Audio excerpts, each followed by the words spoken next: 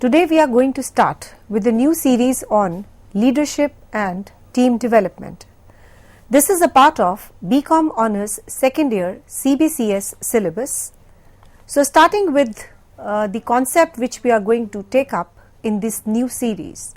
It is basically to gain the theoretical and the practical knowledge to evaluate the leadership skills, styles and strategies in contemporary world so as to become a successful leader and effective employee in an organization. To understand the group dynamics and the group decision making so as to develop the acumen to utilize the leadership and team building concepts, tools and techniques to handle the complex organizational problems at the different levels. Also to recognize the dynamics of the group decision making, understand the working of various teams and evaluate the role of a women leader and using various social media platforms so as to effective means of communication in contemporary world as a leader. So this is the entire syllabus and the course outcome which we are going to reach. So starting this new series with a good narrative, a group of staff and their leaders are tasked with clearing a path through the dense jungle on a remote island in order to reach the coast, where an estuary makes an ideal location for a port. The leaders organize the labor into the productive units and oversee the distribution and use of the capital assets. Progress is excellent. Then the leaders continue to track and review the progress, adjusting when necessary to ensure that progress is sustained and the productivity is improved where possible. So then in all the commutations and the movement, one person climbs a nearby tree, and from the top of the tree, the person surveys the scene and yells down to the gathered party below in correct direction. So the management is doing things right, whereas on the contrary, the leadership is doing the right things. So on this note, which was given by Peter Drucker, let me start with the concept of the leadership and team development. There's a question which comes in our mind. Why leadership? Leadership takes on many dimensions and encompasses many definitions. Organizations of all kinds focus on the leadership as a vital concept necessary for success. Everyone talks about leadership. Everyone says that they want leadership. Everyone even prioritize leadership. But why is leadership important? Leadership listens. Leadership inspires. Leadership motivates. And leadership gives a direction, a common goal to aspire to. Leadership, especially the entrepreneurial leadership, is increasingly in demand as a weighty global issue, requires the entrepreneurial leaders to seek the creative solutions and harness the power of people to reach those common goals. So leadership matters, and it matters today more than ever. But the old ways has run its course.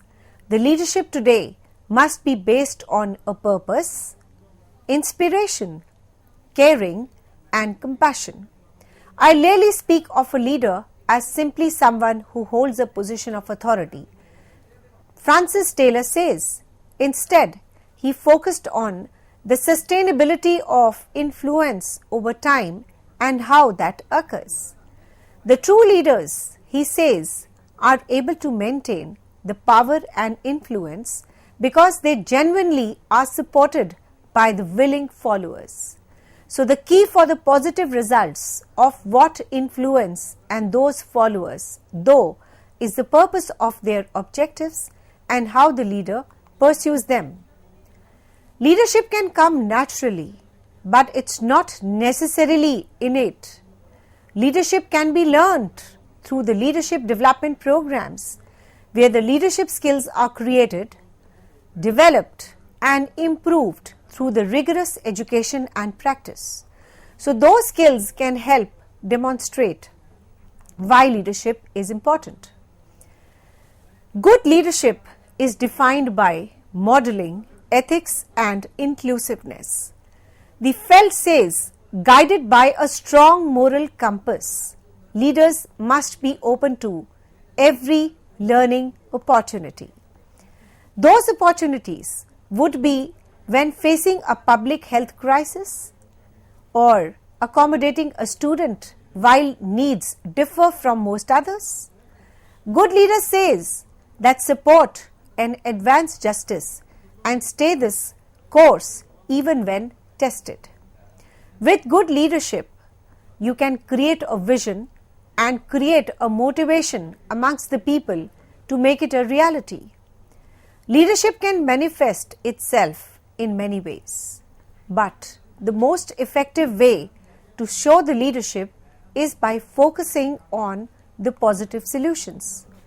Leadership is one of the most important functions of management. Leadership involves directing, influencing, and motivating employees to perform. Now let me give you a very important definition of leadership. According to Peter Drucker, leadership is shifting off our vision to higher sights, raising of a man's performance to higher standards, and building of man's personality beyond its normal limitations. Who is a leader?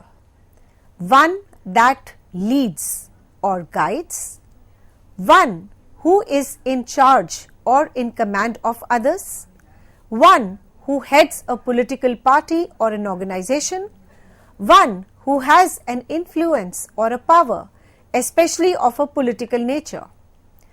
Now, there are some important characteristics of a leadership. To talk about them in detail, the first is empathy, consistency, honesty, direction, communication, needs support from all, assume obligation. Now, who is a leader? A leader, by its meaning, is one who goes first and leads by example, so others are also motivated to follow him.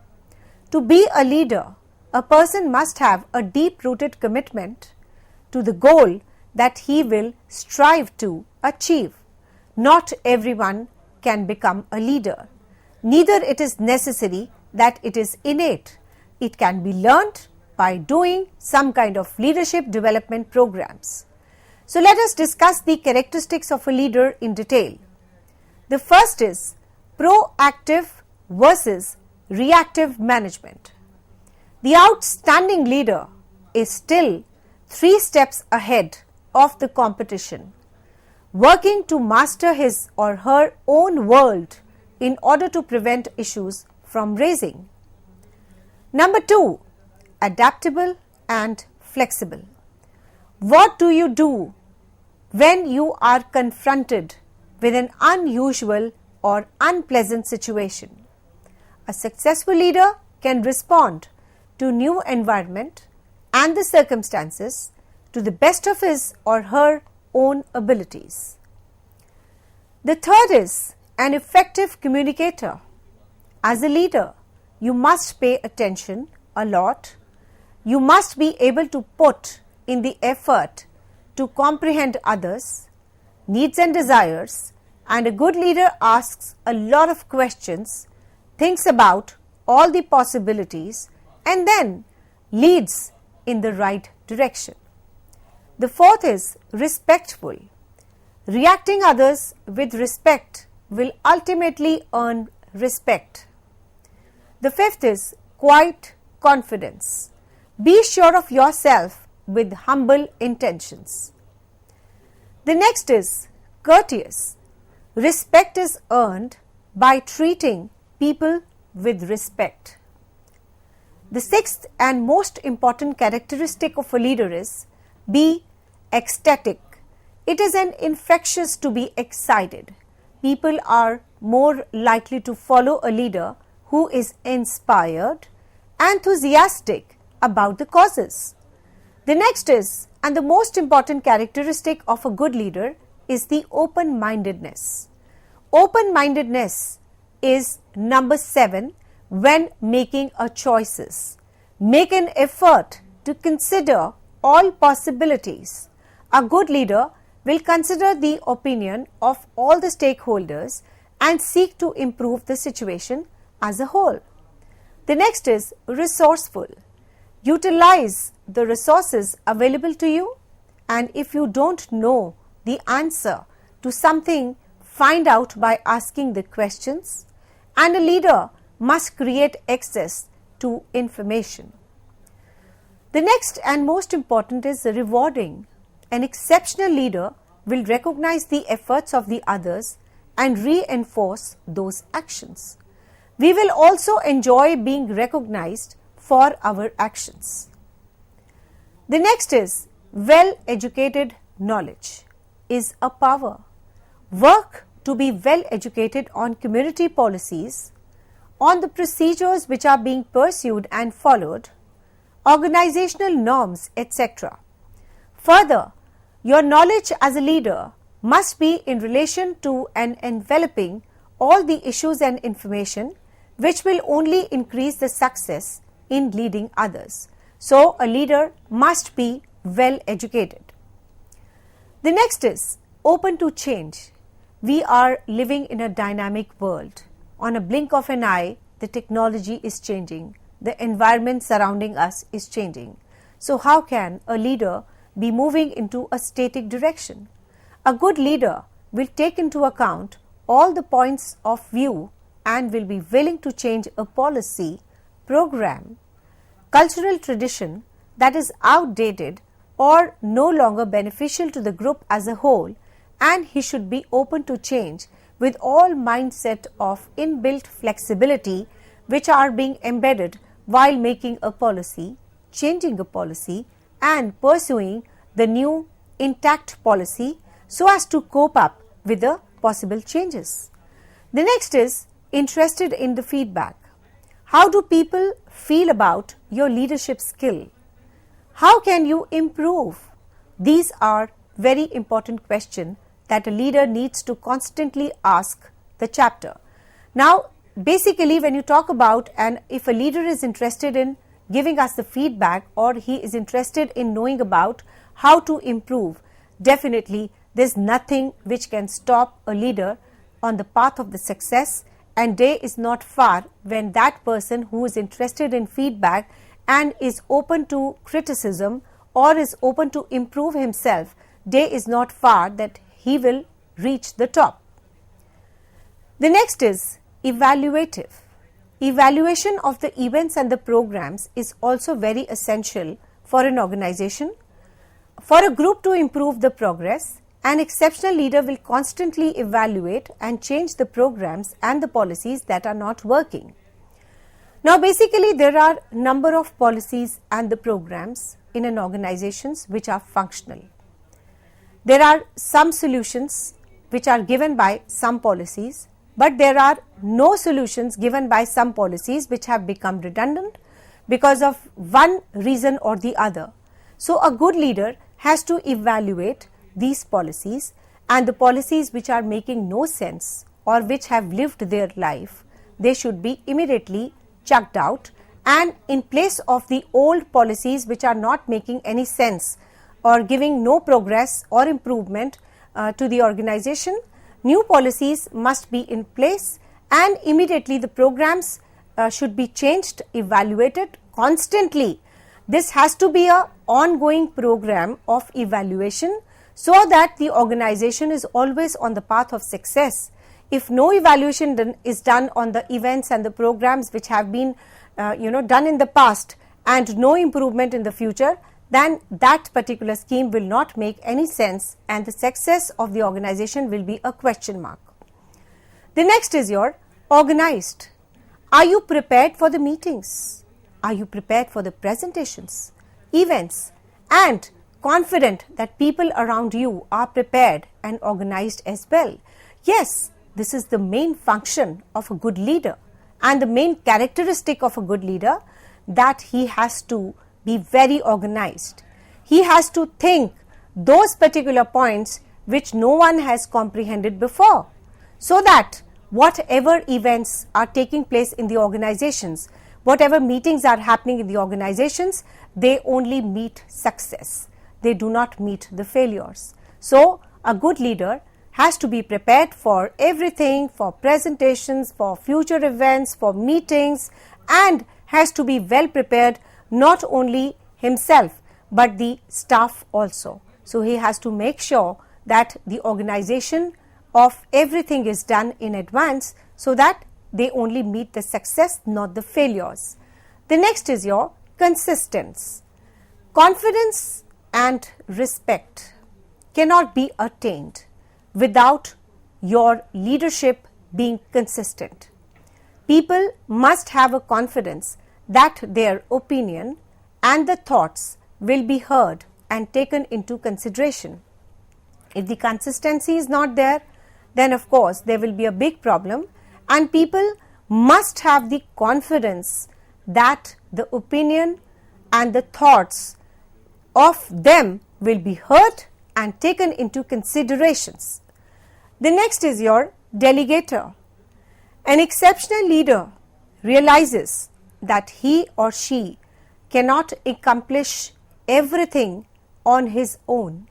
A leader will know the talents and the interest of the people around him or her, thus delegating the task accordingly.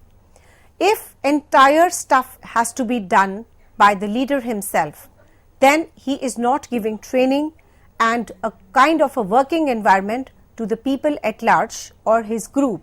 So, a good leader has to realize this, that if he or she has to accomplish the objectives and the goals of the organization, it is very important that the work has to be delegated and the staff has to be trained. The next is your initiative. A leader should work to be the motivator and initiator. He or she must be a key element in planning and implementing of new ideas, programs, policies, events, etc. So, now I am coming to a very important topic on importance of leadership in business. Especially in this pandemic, everything is going a sea change. We are meeting the circumstances which we have not even seen before. So, everything is mismanaged at the present realm. So, this can be solved by a good leadership. So, that is why even now, before, if you talk about the previous scenario and if you talk about the present scenario, the importance of leadership is much more in the present realm if you compare it with the yesteryears. The leadership importance is never undermined, but considering the crisis, considering the pandemic, considering the ever-changing situations which the present corporate and the other institutions are facing, if we are having a scarce leadership, not a good leadership, everything will be in a chaos. So that is why the importance of leadership is there in the present era. Now moving on to the importance of leadership in the business. Any organization's success is largely dependent on its leadership. No organization can function effectively without effective leadership. An organization is formed with the goal of achieving specific goals through a human group. So, it is then necessary to maintain the power over that human group. All other market components, it has been said, are inactive without the leadership. Strong leaders can help an organization increase the efficiency and accomplish the business objectives, while ineffective leadership can harm the productivity and jeopardize the company's health. So, leadership is not a single trait that fixes all the ills. Rather, it is a set of factors that must be present in order for an organizational leadership to be deemed adequate. It's all worth noting that there are a variety of effective and unsuccessful leadership types. The fact that one manager is cheerful and the other is polished does not suggest that one is more productive than the other. Consider how well each manager does the following to score the leadership skills of the managers in your organizations. So with this backdrop, let us start with the first point. The first is provides guidance. Managers should be able to provide meaningful guidance and advice for the employees. If needed, managers should be able to show employees how to perform their jobs more efficiently and effectively. Managers should also be able to provide the support that employees need to grow and develop. Next is it motivates the employees. The good leaders motivates the employees to work hard and meet the organizational needs through one means or the other.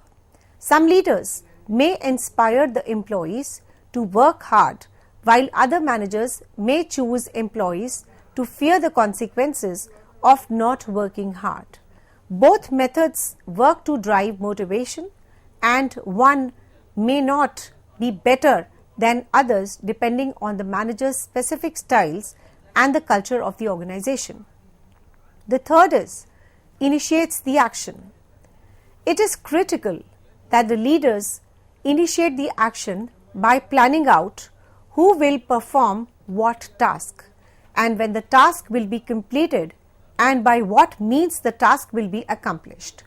Without a clearly defined plan to complete the business goals and the good communication between the managers and the relevant parties, an organization will fail no matter how strong the other aspects of managerial leadership are. Managers should be able to initiate fast action to utilize the human resources and to complete the business needs. The next is it is building of the morale and improves the satisfaction. Good leaders drive the employees' productivity by providing the confidence in the employees and creating a positive environment that is conducive to productivity. And when the employees feel stressed or distracted, the job performance and the job satisfaction suffer. And when the managers build the morale, it can help to improve the retention, increase the employee job satisfaction, and may favorably impact the bottom line. The next is coordinates the employees' needs and the organizational needs. One of the most important things that every manager must do in order to be effective is to align the employees' needs and organizational needs. Employees' talents, interest, and scheduling needs all either the benefit or distract for an organization depending on how well an organization and the manager works to align these things with the organizational needs and goals. So the best manager will find a way to effectively align each employee needs and talents with the organizational needs. Next is it delegates the responsibilities. So it is possible for a leader to delegate too much and it is possible for a leader to delegate too little.